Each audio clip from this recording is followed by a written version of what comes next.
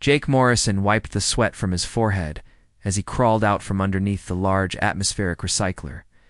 The machine had been making strange noises for 3 days now, and Station Commander Lisa Park was getting tired of the complaints from the crew. The air on Horizon 7 was already thin enough without the recyclers acting up. "Danny, hand me that wrench," Jake called to his friend who was sitting nearby reading a news tablet. Danny Walsh had been Jake's work partner for 2 years now, ever since they both got assigned to this remote mining station on the edge of human space. "Which one?" Danny asked, without looking up from his tablet. "The big one. The one that actually works." Jake grinned as he said it. Everything on Horizon 7 was old and barely working. The station was built 15 years ago to mine rare metals from the asteroid belt, but most of the good rocks had been picked clean years ago. Now, they mostly just maintained the equipment and waited for their contracts to end. Danny tossed him the wrench. "Says here, the Zephyrians are doing border inspections again. 3rd time this month," Jake groaned. The Zephyrians were their alien neighbors, and they took their borders very seriously. Too seriously, in Jake's opinion. They had rules for everything and got upset if humans didn't follow their complicated ceremonies and customs. "Hope they don't come here," Jake said as he tightened a loose bolt. "I'm not in the mood to bow and scrape for some alien general." The words had barely left his mouth when the station's communication system crackled to life. Commander Park's voice filled the maintenance bay. "All personnel, prepare for diplomatic visitors. Zephyrian delegation, arriving in 30 minutes. Report to main hub for formal reception. I repeat, all personnel report to main hub." Danny laughed. "Nice timing, Jake. Looks like you'll get to practice your bowing after all." Jake crawled back. "Under the recycler?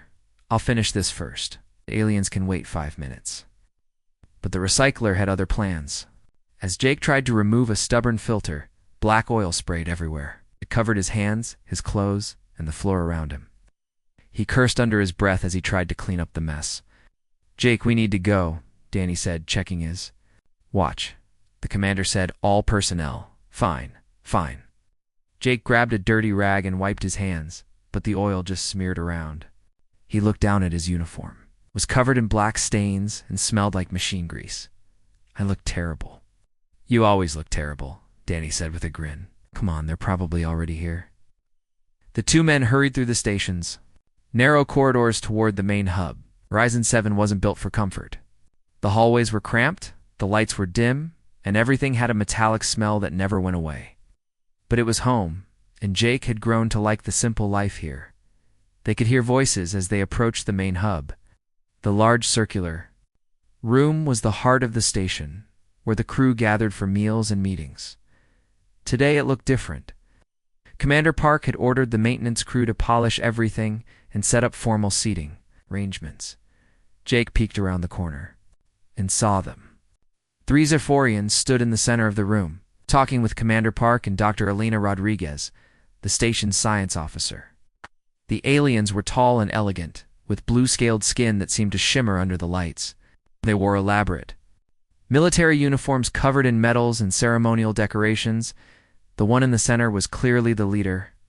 She stood taller than the others, and her uniform was more decorated. Her scales had a deeper blue color, and her eyes were sharp and intelligent. She moved with the confidence of someone used to giving orders and having them followed without question. "That must be their commander," Danny whispered. Jake nodded. He had to admit she was impressive. Not beautiful in a human way, but there was something striking about her. The way she held herself, the way the other aliens deferred to her, the way her eyes seemed to take in everything at once. "All right, people," Commander Park said, as the rest of the crew filed into the room. "I want to introduce Commander Lyra Vexeri of the Zephyrian Empire. She's here to conduct routine border inspections." The alien commander stepped forward. When she spoke, her voice was clear and formal. "Humans of Horizon 7, I greet you in the name of the Empire. We are here to ensure that mining operations in this sector comply with territorial agreements." Jake tried to blend into the crowd, but his oil-stained uniform made him stand out. Several crew members gave him dirty looks. He felt like a slob compared to everyone else who had managed to clean up for the aliens. The formal speeches continued. Commander Vexery explained that the Zephyrians were concerned about some of the mining activities near the border. Spoke about treaties and regulations and proper procedures. Jake found it all very boring. He was trying to edge toward the exit when it happened. Dr. Rodriguez was showing the aliens a display of mineral samples when Jake bumped into a maintenance cart he had left near the wall. The cart rolled forward, directly into his path. Jake tried to step around it, but his oil-covered boots slipped on the polished floor. He stumbled forward, his arms windmilling as he tried to catch his balance. The tool bag on his shoulder swung around, and oil from his clothes dripped onto the floor. He crashed directly into Commander Vexery. The alien commander was knocked sideways, and Jake's oil-stained hands left black smears on her pristine ceremonial robes. More oil dripped from his clothes onto her boots and the decorative sash across her chest. The room went completely silent. Jake found himself face to face with the alien commander. Eyes were even more striking up close, a deep amber color that seemed to glow with inner fire. For a moment they just stared at each other, both too surprised to move. Then Jake's natural personality took over. He had never been good at formal situations, and when he was nervous, he always made jokes. It was just who he was. He grinned and said, "Hey there, beauty queen. Sorry about the mess." The words hung in the air like a physical thing. Jake could feel everyone in the room holding their breath. Commander Vexery's eyes widened, and her scaled skin seemed to darken with anger. "What did you just say?" she asked, her voice low and dangerous. Jake's grin faltered. He was starting to realize he had made a mistake, but he wasn't sure what he had done wrong. "I just said sorry about the mess. I didn't mean to bump into you." "You called me beauty queen," Commander Vexery said, her voice getting louder. "You dare to mock me with such words?" "I wasn't mocking you," Jake said, genuinely confused. "I was just being friendly." The alien commander's hand moved to the weapon at her side. "Watch your mouth, human." Jake felt his heart start to race. Not from fear, though there was some of that. Something else was happening, something he didn't understand. Looking into Commander Vexery's angry eyes, seeing the way her scales caught the light, hearing the passion in her voice, he felt a strange excitement. Commander Park rushed forward. "Commander Vexery, please accept my sincere apologies. Jake is one of our maintenance workers. He meant no disrespect." "No disrespect." The alien commander turned to face Park, but her eyes kept flicking back to Jake. "This human insults my rank, my honor, and my person, and you say no disrespect?" Jake opened his mouth to apologize, but Danny grabbed his arm and pulled him back. "Don't make it worse," Danny whispered. But Jake couldn't stop looking at Commander Vexery. Even angry, even threatening him with her weapon, there was something about her that fascinated him. His heart was still racing, and he couldn't figure out why. The meeting ended badly. Commander Vexery and her two officers left the main hub without another word, their faces dark with anger. Jake stood in the center of the room, feeling like everyone was staring at him, which they were. "Morrison, my office." "Now?" Commander Park's voice was sharp as a knife. Jake followed her through the corridors, his boots squeaking on the metal floor. Behind him, he could hear the other crew members talking in worried whispers. This was the most excitement Horizon 7 had seen in months, and none of it was good. Commander Park's office was small and cramped, like everything else on the station. She sat behind her desk and rubbed her temples. "Jake, do you have any idea what you just did?" "I bumped into an alien and apologized." Jake tried to keep his voice light, but he could see Park wasn't in the mood for jokes. "You insulted a high-ranking military officer from a species that considers honor more important than life itself." Park pulled up a file on her computer screen. "Commander Vexery isn't just any Zephyrian. She's from one of their most important military families. Her father is a general. Her brother commands their border fleet." Jake sank into the chair across from her desk. "I was just being friendly. How was I supposed to know that calling someone beautiful was an insult?" "It's not about calling her beautiful, Jake. It's about how you said it. In Zephyrian culture, you address military officers by their rank and achievements, never by their appearance. What you did was it's like calling a human general pretty boy in front of his troops." Oh, Jake was starting to understand why Commander Vexery had been so angry. Can we apologize? Send him a message or something? Park shook her head. I tried. They won't respond to our communications. Dr. Rodriguez thinks they're consulting with their superiors about what to do next. What could they do? It was just an accident. They could demand that we hand you over for punishment. They could file a formal complaint with Earth Command. They could even consider this a hostile act and respond accordingly. Jake felt cold. You mean they might attack the station? I don't know, Jake. I honestly don't know. Park turned off her computer and looked at him directly. For now, you're confined to quarters. Don't talk to anyone about what happened. Don't. Even think about trying to contact the Zephyrians yourself. Jake walked slowly back to his small room in the crew quarters. The corridors seemed different now, quieter and more tense. People stepped aside when they saw him coming. No one met his eyes. His room was barely large enough for a bed, a desk, and a small closet. He sat on the bed and stared at the wall. How had everything gone so wrong so fast? All he had done was bump into someone and try to be polite. But even as he thought about the trouble he was in, Jake couldn't stop thinking about Commander Vex's theory, the way she had looked at him when he called her beauty queen, the fire in her amber eyes, the strength in her voice when she told him to watch his mouth. There was something about her that he couldn't get out of his head. A knock on his door interrupted his thoughts. Jake, it's me, Danny's voice called from outside. Come in, Jake, said, grateful for the company. Danny slipped inside and closed the door behind him. Man, the whole station is talking about what happened. Some people think you did it on purpose. Why would I insult an alien commander on purpose? I'm not crazy, I know that. But some people think you were trying to show off or something. Danny sat in the room's only chair. What was it like? Talking to her, I mean. Jake thought about it. Scary, but also, I don't know, exciting. She's not like anyone I've ever met. She's an alien, Jake, and she wants to see you punished for insulting her. I know that. Jake lay back on his bed and stared at the ceiling, but there was something in her eyes, like she was surprised, not just angry. Danny shook his head. You're losing your mind. This is serious, Jake. Commander Park is worried they might demand you be sent to one of their prison planets. Their what? Prison planets? Dr. Rodriguez told me about them. The Zephyrians send criminals to these horrible worlds where they have to work in mines or factories until they die. It's their way of dealing with people who dishonor their society. Jake felt his stomach drop. They wouldn't really do that, would they? Over a misunderstanding? I don't know. But Dr. Rodriguez says honor is everything to them. If they think you deliberately insulted their commander, they might consider it an act of war. They sat in silence for a while. Finally, Danny stood up. I should go. Commander Park doesn't want anyone talking to you right now.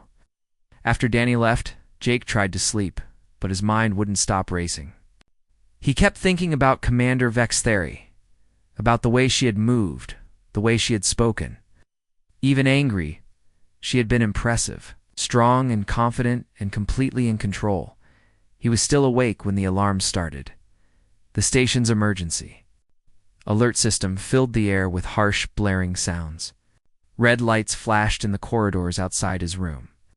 Jake jumped up and opened his door, looking out at the crew members running past. What's happening? He called to one of them. Ship's approaching, the woman called back without stopping. Big. Once Jake ran toward the main hub, ignoring Commander Park's orders to stay in his room. When he got there, he found the crew gathered around the main display screen. Commander Park stood at the center, talking rapidly into her communication headset. On the screen, Jake could see space around the station. 3 large ships were approaching, their hulls dark and menacing against the stars. They were clearly military vessels bristling with weapons and armor. Zephyrian battle cruisers, Dr. Rodriguez said quietly. The lead ship is the Stormwing. It's one of their most powerful vessels. Jake felt his heart sink. This was his fault. His stupid comment had brought an alien battle fleet to their doorstep. Commander Park finished her conversation and turned to address the crew. The Zephyrians are demanding that we surrender Jake Morrison for punishment. They're giving us 24 hours to comply. The room erupted in worried voices. People were scared, and Jake couldn't blame them. Horizon 7 had no weapons, no defenses. Against military ships like those approaching, what are we going to do? Someone asked. I'm not handing over a member of my crew, Park said firmly. I've contacted Earth Command. They're sending negotiators, but it will take them 3 days to get here. 3 days? Dr. Rodriguez looked at the screen where the Zephyrian ships were getting closer. They want an answer in 24 hours. Jake stepped forward. Maybe I should just go with them. It's my fault. I don't want anyone else to get hurt because of my mistake, No, Park said immediately. I won't let them take you to one of their prison worlds over a cultural misunderstanding. But if they attack the station, they won't attack Dr. Rodriguez, said, though she didn't sound completely sure. The Zephyrians are honorable. They follow rules of war. They won't hurt civilians over a diplomatic dispute. Jake wasn't so sure. He had seen the anger in Commander Vexaria's eyes. If the Zephyrians thought he had deliberately insulted her, they might do anything to get revenge. As if reading his thoughts, the communication system crackled to life. Commander Vexari's voice filled the room, cold and formal. Humans of Horizon 7, you have 24 hours to surrender the individual known as Jake Morrison. He will face justice for his crimes against the honor of the Zephyrian Empire. If you do not comply, we will consider this an act of war. The message ended, leaving the room in silence.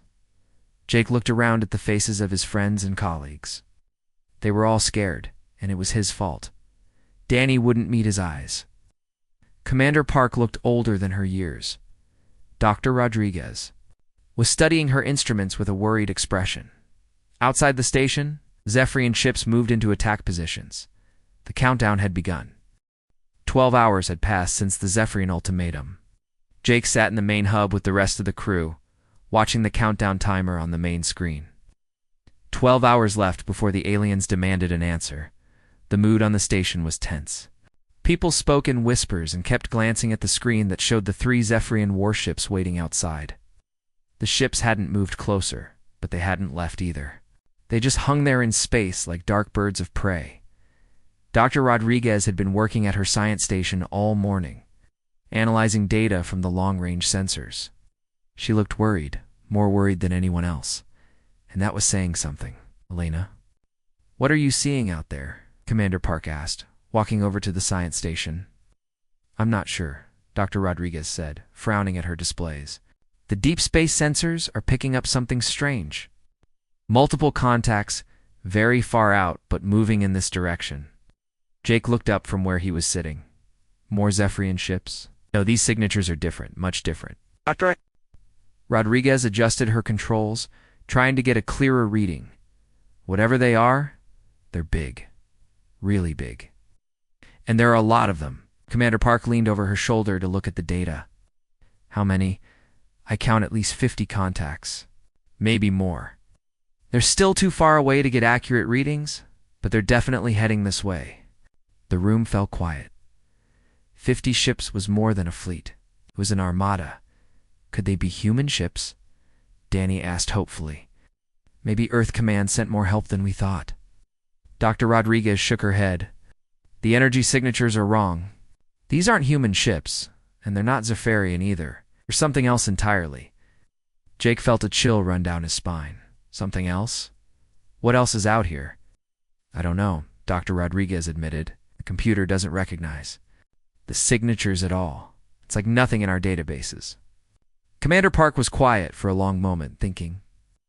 Finally, she made a decision. Open a channel to the Stormwing. I need to speak with Commander Vexari. The communication officer, a young man named Pete Collins, worked at his controls. Channel open, Commander. This is Commander Park of Horizon 7.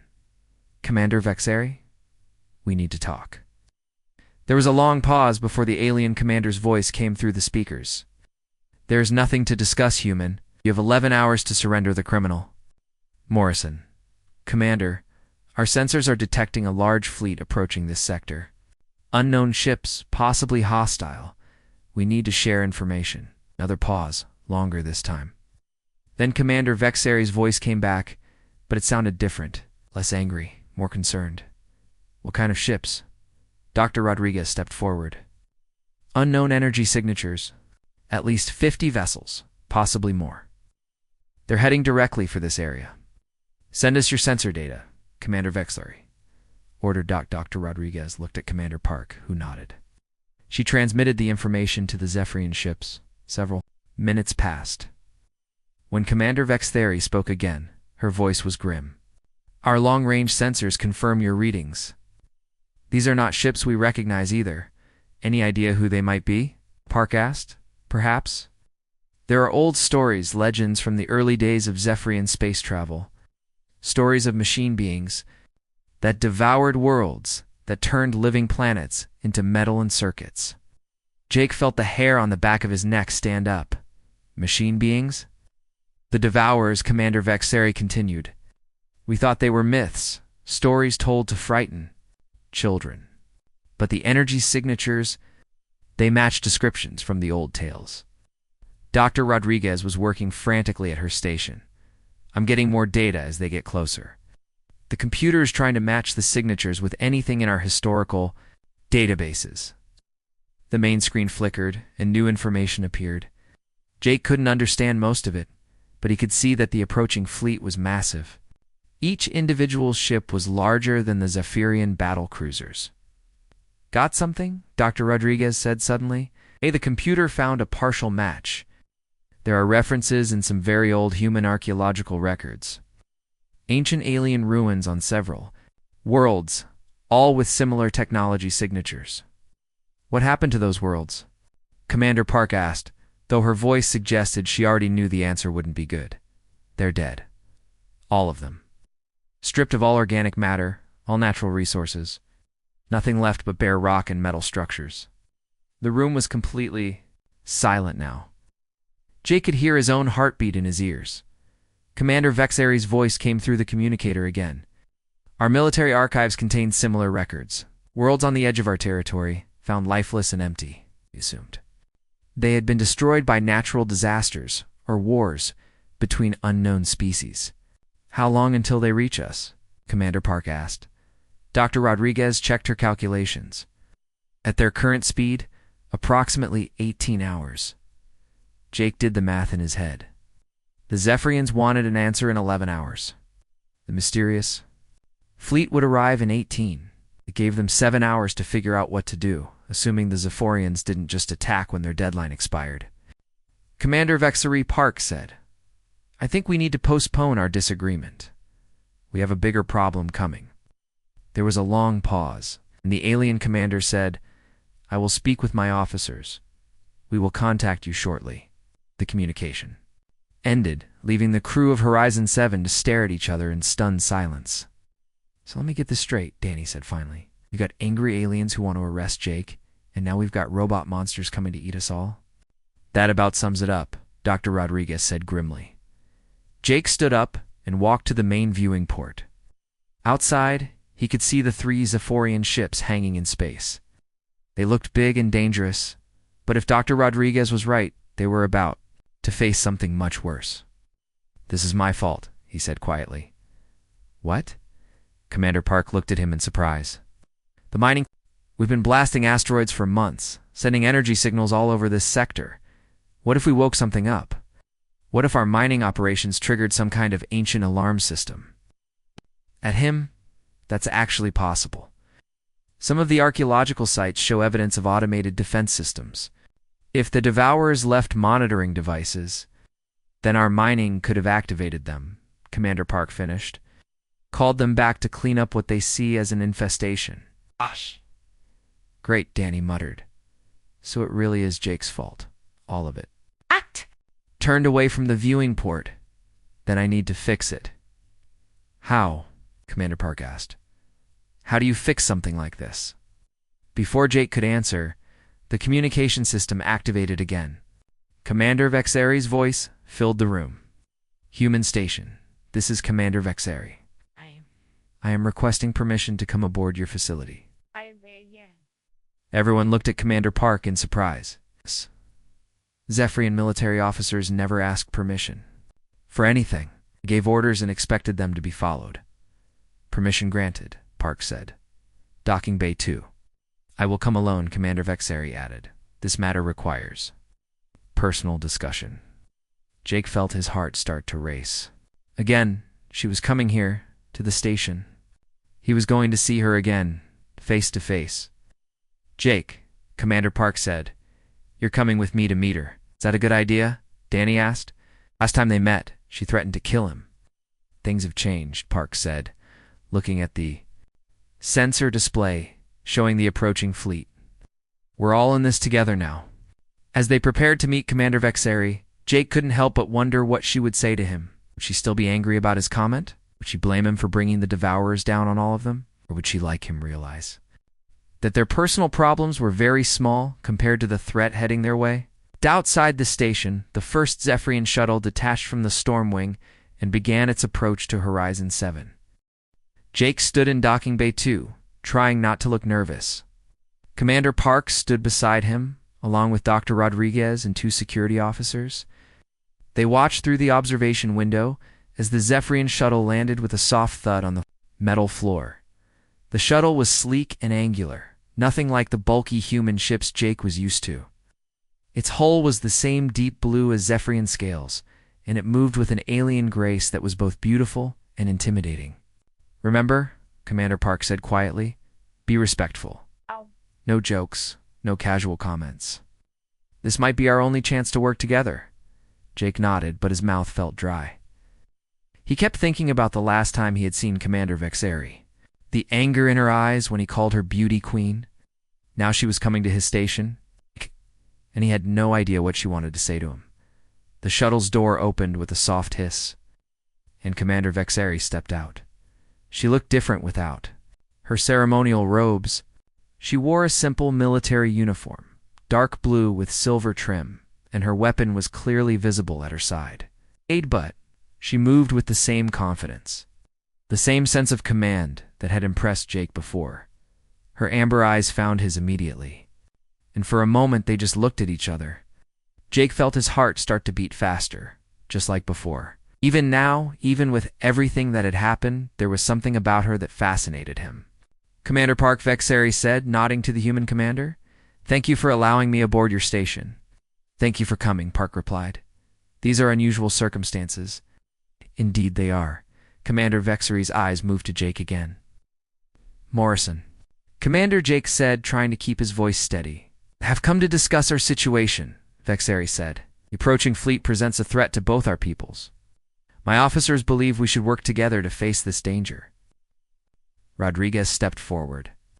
"We've been analyzing the sensor data. The fleet will reach us in 16 hours. Each ship is approximately 3 times the size of your battlecruiser." Commander Vexeri nodded grimly. "Our analysis agrees with yours. These are not ships built for exploration or trade. They are instruments of destruction." "What do you know about the Devourers?" Commander Park asked. "Only legends, as I said before. Stories from the early days of space travel. It was said they came from the dark between stars, machines that had forgotten their creators. They would strip a world of all life, all resources, then move on to the next." Jake cleared his throat. If they're machines, they must have some kind of programming, some pattern they follow. Commander Vexeri looked at him with surprise. "You think like a warrior, Morrison?" "Yes, machines follow patterns. But what pattern would drive them to destroy worlds?" "Maybe they're not trying to destroy," Jake said, the idea forming as he spoke. "Maybe they're trying to clean up. Like they think organic life is contamination that needs to be removed." Dr. Rodriguez nodded excitedly. "That would explain the archaeological evidence. The worlds we found weren't just destroyed. They were sterilized, cleaned down to bare rock." "But why come here?" Commander Park asked. "Why now?" Jake felt sick as the answer came to him. "The mining.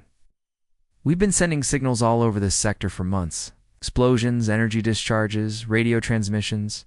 If there were monitoring devices left behind, we woke them up," Commander Vexeri finished. "Our activities, both human and Zephyrian, triggered their return." The group stood in uncomfortable silence, thinking about the implications. Jake felt the weight of responsibility on his shoulders, not just for insulting the Zephyrian commander, but for potentially bringing destruction down on everyone. "Can we fight them?" Jake asked. Commander Vexeri shook her head. 3 battle cruisers against 50 ships of that size? It would be suicide. What about evacuation? Commander Park suggested. There is not enough time, Vexari said. And where would we go? If these machines are truly what the legends describe, they will not stop with one system. Oh. They will spread until they have cleansed all life from the galaxy. Dr. Rodriguez was studying her datapad. Wait, I'm seeing something interesting. The fleet isn't heading directly for us. They're moving toward the asteroid belt first. The mining sites, Jake said immediately. They're going to the source of the signals. Commander Vexari looked at him with what might have been respect. You understand their thinking. If they see organic activity as contamination, they would want to cleanse the source first. How long until they reach the belt? Commander Park asked. 12 hours, Dr. Rodriguez replied. Jake's mind was racing. That gives us time. If they're going to the mining sites first, we could set a trap. What kind of trap, Commander? Vexari asked. The asteroids are full of mining charges, thousands of them. If we could overload the charges, create a chain reaction, the gravitational disruption would be enormous, Dr. Rodriguez said, catching on. It could destabilize the entire belt. Trapping the fleet, Commander Vexari finished. An interesting strategy, but someone would need to manually trigger the charges from inside the belt. I'll do it, Jake said immediately. No, Commander Park said firmly. It's too dangerous. Know those mining sites better than anyone, Jake argued. I've worked on every charge system in the belt. If anyone can pull this off, it's me. Commander Vexari was quiet for a long moment, studying Jake's face. This plan of yours, it requires precision timing. One mistake, and the entire operation fails. I know, the person who triggers the charges. They would need to escape. The belt before the gravitational collapse begins. Jake nodded, though privately he wasn't sure that would be possible. The timing would be very close. I will go with you, Commander Vexari said suddenly. Everyone stared at her in surprise. Commander, that's not necessary, Park began. Yes, it is, Vexari said firmly. This human's plan requires both human ingenuity and Zephyrian military precision. I will provide the precision. Jake felt his heart skip a beat. You want to help me? I want to stop the Devourers, Vexari corrected. Your plan is risky, but it may be our only chance. What about the insult? Jake asked. What about your honor? Commander Vexari looked at him for a long moment. Honor means nothing if we are all dead, Morrison, and perhaps I was too quick to take offense. What do you mean? Have been thinking about your words, about what you said when you called me Beauty Queen. Her scales seemed to shift color slightly, becoming warmer. In your language, you were trying to be friendly, yes? Yes, Jake said.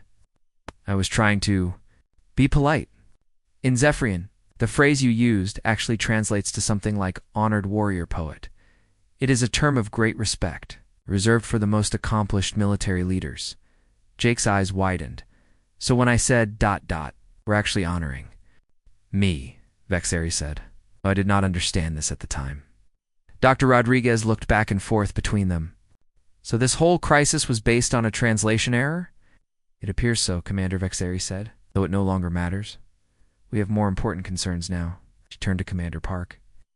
I will need to return to my ship to prepare. We will need mining equipment, explosives, and a fast shuttle. How long do we have? Park asked. Commander Vexari checked her wrist device. The advanced scouts will reach the belt in 8 hours. We need to be in position before then. Group prepared to separate and make their preparations. Jake found himself walking beside Commander Vexari toward her shuttle. Commander, he said quietly. Why are you really doing this? Helping me, I mean. She stopped and looked at him. Because you are willing to sacrifice yourself to save others. That is the mark of a true warrior, regardless of species. And because I called you Beauty Queen, Jake asked with a small smile. For the first time since he had met her, Commander Vexari smiled back. Perhaps that too, Morrison. Perhaps that too. Jake checked his equipment one last time as the shuttle approached the asteroid belt.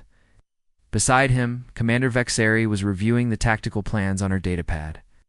They had been flying together for 2 hours, and Jake was surprised by how comfortable he felt with her. The advanced scouts entered the belt 30 minutes ago, Vextheri reported. Our ships are tracking 12 Devourer vessels moving toward the main mining sites. Jake looked out the shuttle window at the massive rocks floating in space around them. He had worked in this belt for 2 years, but he had never seen it like this. Usually the asteroids seemed peaceful, just big chunks of stone and metal waiting to be mined. Now they looked like hiding places for monsters.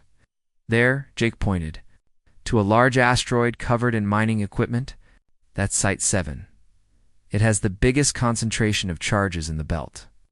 The shuttle pilot, a young Zephyrian named Officer Kane, adjusted their course. How many charges are we talking about? Site 7 has over 300 mining charges. Placed throughout the asteroid, each one is powerful enough to crack a rock the size of a city block. Jake opened his tool bag and checked his detonation equipment. If we can link them all together and overload the system, the explosion will destabilize the gravitational field of the entire belt, Vextheri finished, trapping the Devourer fleet in a cosmic whirlpool. That's the idea, Jake said. But someone has to get to the control center at the heart of the asteroid and manually override the safety systems. That someone has to do it while Devourer ships are swarming around. Outside, Vextheri added grimly, the shuttle landed on Site 7 with a soft bump. Jake and Vextheri put on their spacesuits and gathered their equipment. The asteroid had atmosphere processors that created a thin, breathable atmosphere, but it wasn't safe to trust them during a battle. Remember, Jake said as they prepared. To leave the shuttle, the Devourers are machines. They think like computers. They'll be logical, predictable. And that helps us how? Vextheri asked. 'Cause humans aren't logical. Jake grinned. We do crazy, unpredictable things that don't make sense. It might confuse them long enough for us to complete the mission. They stepped out onto the asteroid's surface. The mining facility was a maze of tunnels and equipment, all designed to extract valuable metals from the rock. Jake led the way through passages he knew by heart, heading for the central control room. Contact! Officer Kane's voice crackled through their communicators. 3 Devourer scouts approaching Site 7. Through the tunnel entrance, Jake could see dark shapes moving against the stars. The Devourer ships were sleek and angular, with no visible weapons or windows. They moved with mechanical precision, scanning the asteroid with beams of pale blue light. They're looking for signs of organic life, Vextheri observed. The scanners are designed to detect biological contamination. Then let's make sure they find us, Jake said. What? If they think we're just contamination that needs to be cleaned up, they'll come after us instead of calling for the main fleet. We can lead them into the asteroid by ourselves time. Jake activated his emergency beacon, sending out a strong signal that would be visible to any scanner. Almost immediately, the Devourer ships changed course, heading directly for their position. Got their attention, Vextheri said. Now what? Now we run. They sprinted through the tunnels as the first Devourer ship landed on the asteroid. Jake could hear mechanical sounds echoing through the passage's metal feet on stone, the whir of scanning equipment, the electronic chatter of machine intelligence. The control room is just ahead, Jake panted as they rounded a corner. But when they reached the control room, they found it wasn't empty. 3 Devourer units had already arrived, tall mechanical beings with multiple arms and sensor arrays. They were examining the mining equipment with clinical interest. So much for the easy way, Jake muttered. The Devourers detected them immediately. Their sensor arrays turned toward Jake and Vextheri, bathing them in scanning beams. Jake heard electronic voices speaking in a language that sounded like static and mathematical equations. They're analyzing us, Vextheri said, her hand moving. To her weapon? Wait, Jake said, don't shoot yet. Want to try something. He stepped forward, hands raised in what he hoped was a non-threatening gesture. The Devourers focused all their sensors on him. Hello, Jake said loudly. I'm Jake Morrison, Human Maintenance Engineer. This is Commander Lyra Vextheri of the Zephyrian Empire. We're here to surrender. The Devourers exchanged electronic communications. Their mechanical voices grew more agitated. "What are you doing?" Vexari whispered. Confusing them, Jake whispered back, "Machines expect organic life to run or fight. They don't expect us to surrender voluntarily." One of the devourers stepped forward and spoke in heavily accented but understandable English. "Organic entities will be processed for elimination. Resistance is not required." "That's just it," Jake said cheerfully. "We're not resisting. We want to help you clean up this contamination." The devourers stopped moving. Their sensor arrays flickered as they processed this unexpected information. "Organic entities do not assist in their own elimination," the lead devourer said, sounding confused. "We do," Jake insisted. "Humans are very helpful. We love cleaning things up. In fact, we've already prepared this entire asteroid for elimination. Would you like us to show you how?" While Jake kept the devourers confused with his nonsensical conversation, Vexari quietly moved around behind them. Her military training had taught her to use every advantage, including an enemy's confusion. "The mining charges are all connected to this control panel," Jake continued, walking toward the main console. "If you activate this sequence here, it will eliminate all organic contamination in the entire asteroid belt." The devourers followed him, their mechanical curiosity overriding their programming. They had never encountered organic beings who wanted to help with their own destruction. "Fascinating," the lead devourer said, examining the control panel. "Organic entities have prepared their own elimination system." "That's right," Jake said, his hands moving over the controls. "It's very efficient. Just need to override the safety protocols." And the lead devourer suddenly realized what was happening. This organic entity is attempting deception. Elimination sequence will destroy devourer units as well. "Now would be good," Jake called to Vexari. The Zephyrian commander opened fire with her plasma weapon, hitting the lead devourer in its central processor. The machine collapsed with a shower of sparks. The other two devourers immediately turned toward her, but Jake was already working at the control panel. His fingers flew over the controls, entering the override codes he had memorized years ago. "How long do we need?" Vex3 called, firing at the second devourer. 2 minutes to link all the charges? Another minute to overload the system? Jake called back. Vexari shot the second devourer, but the third one got past her defenses. His mechanical arms swung toward Jake, metal claws reaching for his throat. Jake ducked and rolled, barely avoiding the attack. The devourer's claws scraped against the control panel, sending sparks flying. "The controls are damaged," Jake yelled. "I need to reroute through the backup system." Vexari fired her last plasma charge, destroying the third devourer. But more mechanical footsteps echoed in the tunnels outside. "More coming," she reported. Jake worked frantically at the damaged controls. "Got it. Charges are linked. Starting the overload sequence now." The control panel lit up with warning lights. A computerized voice began counting down. "Overload sequence initiated. Detonation in 60 seconds. "Time to go," Jake said. They ran for the tunnel exit, but found their path blocked by more devourer units. The machines had surrounded the control room. "This way," Vexari said, pointing to a maintenance shaft Jake had forgotten about. They crawled through the narrow passage as the countdown continued. 30 seconds to detonation. Behind them, they could hear the devourers breaking into the control room, their electronic voices expressing what might have been alarm as they discovered the overload. Sequence, Jake and Vexari emerged from the maintenance shaft near the shuttle landing pad. Officer Kane had the engines running, ready for immediate takeoff. 15 seconds, the computerized voice announced over the facility's communication system. They dove into the shuttle just as the first explosion lit up the asteroid. Kane lifted off immediately, pushing the small ship's engines to their maximum. Behind them, Site 7 erupted in a chain reaction of incredible power. The explosion spread from asteroid to asteroid as the linked charges detonated in sequence. The gravitational field of the entire belt began to collapse, creating a whirlpool of spinning rock and metal. The devourer ships tried to escape, but their logical programming couldn't adapt to the chaotic physics of the collapsing belt. By one, they were pulled into the gravitational maelstrom and crushed. "The main fleet is trapped," Officer Kane reported. "The gravitational field is too unstable for them to escape." Jake and Vexari watched through the shuttle window as the Devourer Armada was torn apart by forces beyond their programming, too. "Understand we did it," Jake said, hardly believing it himself. "You did it," Vexari corrected. "Your human unpredictability confused them long enough for us to succeed."